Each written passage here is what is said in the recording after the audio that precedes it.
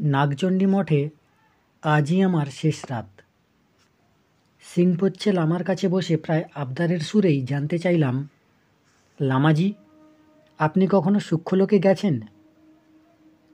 লামাজি বললেন, হ্যাঁ, গুরুদেবের কৃপায় সেই সৌভাগ্য একবারই আমার হয়েছে।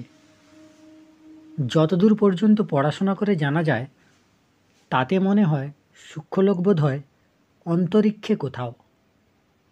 এটা কিন্তু ভ্রম। বাস্তবে সূক্ষ্মজগৎ পৃথিবীর বাইরে নয়, বিশ্বের চারিদিকেই এই জগৎ ছড়িয়ে আছে। সূক্ষ্মজগতে প্রবেশ করলে মানুষ প্রথমে বুঝতেই পারে না যে সে মারা গেছে। সে আগের মতোই দেখতে পায়, শুনতেও পায়, নিজের জিনিস দেখতে পায়, নিজের বন্ধু আর আত্মীয় স্বজনের কথাবার্তা শুনতে পায়। সে আশ্চর্য হয়ে যায় এই ভেবে যে তার জন্য সবাই কান্নাকাটি করছে কেন। ধীরে ধীরে সে বুঝতে পারে অস্বাভাবিক কিছু একটা ঘটে গেছে।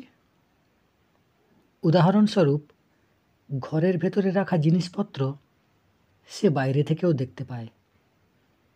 অনেক হালকা হয়ে গেছে তার শরীর। এখন যেখানে খুশি যেতে পারে সে।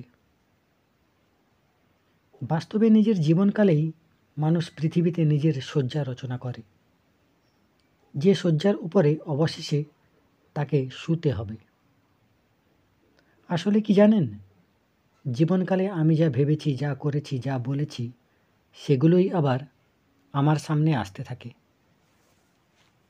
সূক্ষ্মলোকে আমার প্রবাসকালে আমি এটাও জানতে পেরেছি, এই লোকের মানুষের বিদ্যা বুদ্ধি, বিচার এবং ধারণা পৃথিবীর লোকেদের মতোই হয়। কিন্তু পড়ার, লেখার, বোঝার আর চিন্তার শক্তি মানুষের চেয়ে অনেক অনেক বেশি।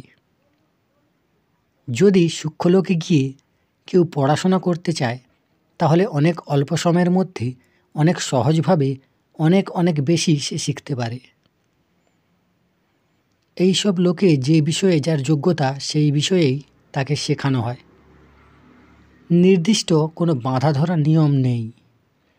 সম্ভবত এই কারণেই মানুষ জন্ম থেকেই ভিন্ন ভিন্ন সংস্কার আর ভিন্ন ভিন্ন বিষয়ে বিশেষ অভিরুচি নিয়ে আসে। কেউ জন্মাবার কিছু বছর পরেই সাধু হয়ে যায়, কেউ ডাকাত হয়, কেউ গণিতজ্ঞ, কেউ সাহিত্যিক, আবার কেউ বা শিল্পী। এর পেছনে থাকে সূক্ষ্মলোকের শিক্ষণ এবং সংস্কার। পূর্বজন্মের সংস্কার আর অভিরুচিকে আধার করেই এটা তৈরি হয়। সূক্ষ্মলোকে থাকাকালীনই ব্যক্তিকে আবশ্যকতা অনুযায়ী শিক্ষা দেওয়া হয়। সূক্ষ্মলোকের বিষয়ে এত কথা আমি কল্পনা বা অধ্যয়নকে আধার করে বলছি না। সেখানে গিয়ে নিজের চোখে সব কিছু দেখাশোনার পরেই বলছি। এই কারণেই বিশেষ বিশেষ ধর্মগ্রন্থে এই সম্বন্ধে বর্ণিত বিষয়গুলোর উপর আমার তেমন আগ্রহ নেই। এ পর্যন্ত সূক্ষ্মলোকে গিয়ে সেই জগৎ সম্বন্ধে যেসব সত্য উপলব্ধি আমার হয়েছে, তা অনেকের অবিশ্বাস্য আর মন গড়া বলে মনে হতে পারে। যেমন তুমি এটা জেনে আশ্চর্য হবে যে যেখানে মাছ, মাংস ইত্যাদি বিক্রি হয়, সেখানে আমি এমন সব ঘৃণিত জীবদের ভিন ভিন করতে দেখেছি, যেগুলো লোকে যদি নিজের চোখে দেখে তাহলে কোনোদিনই আর মাছ মাংস খাবে না। আমি ধর্মস্থান, তীর্থস্থান আর মন্দিরে সূক্ষ্মলোক নিবাসীদের ধার্মিক অনুষ্ঠান আর পূজা পাঠ করতে দেখেছি।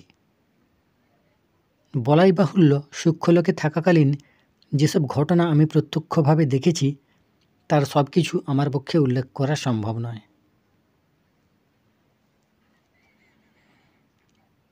পরদিন সকালেই আবার ইয়াকের পিঠে যাত্রা শুরু। এবার ফিরতি পথ। সঙ্গে লামা সিংপোচ্চে আর 2 জন শিষ্য। ঘরে ফেরার পালা। প্রণাম জানাই সমস্ত মানবাত্মাকে।